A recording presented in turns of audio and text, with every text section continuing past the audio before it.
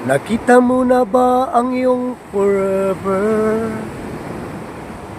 na seryoso sa iyong pagmamahal,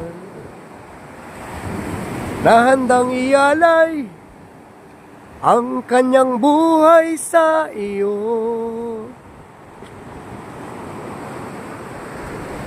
Bihira na ngayon ang may forever,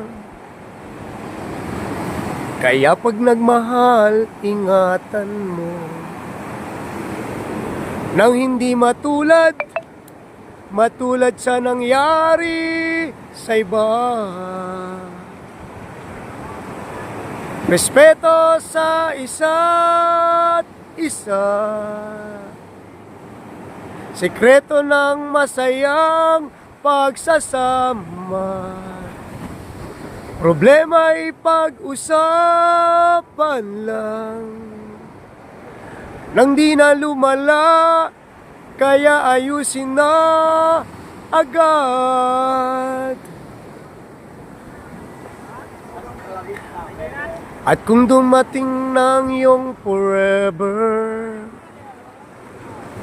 wala ka na dapat pang itatago, at sabihin mo lang lahat ng totoo. Respeto sa isa't isa, sikreto ng masayang pagsasama. Problema ay pag-usapan lang, nang di na lumala, kaya ayusin na agad.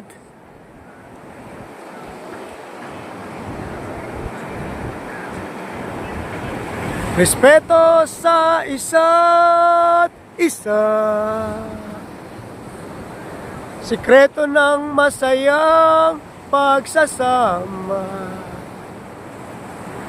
Problema ay pag-usapan lang, nang di na lumala, kaya ayusin na agad. Kaya ayusin na agad.